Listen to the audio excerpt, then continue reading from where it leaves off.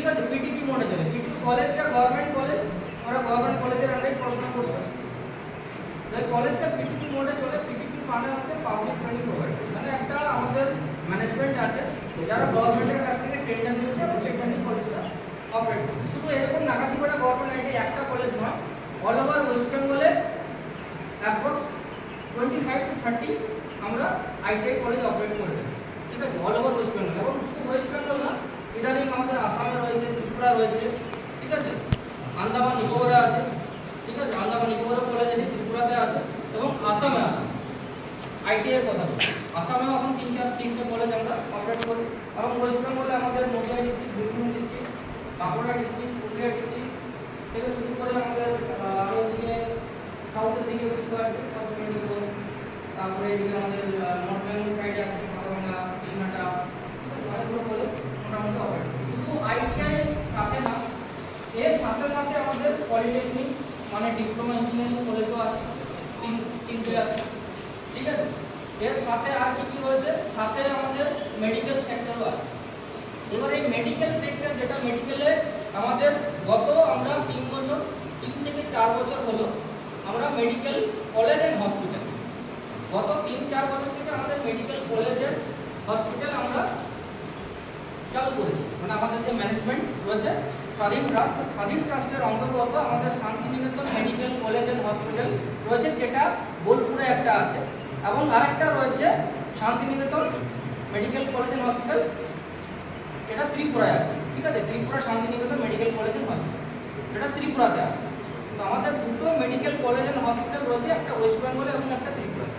এছাড়াও আরও বাকি প্যারামেডিকেলের মধ্যে জিএনএম নার্সিং, ঠিক আছে, nursing, BSc nursing, GNM nursing, paramedical, pharmacist, nursing home, এই সমস্ত পরিষেবা রয়েছে।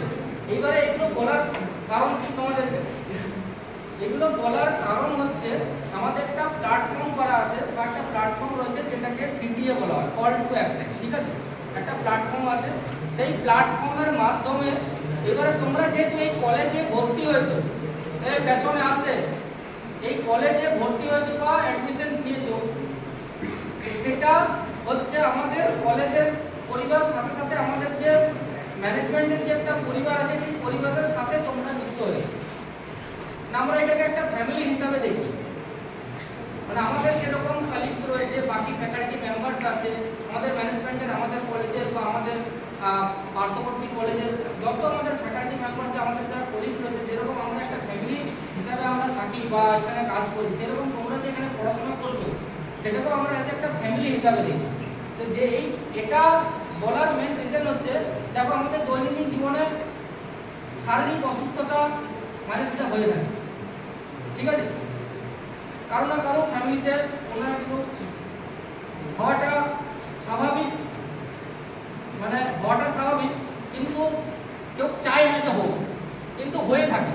ঠিক আছে, কেউ কি চায় যে আমার শরীর খারাপ হোক? কেউ চায় না, কোনোদিনই চায় না, কিন্তু হয়ে থাকে।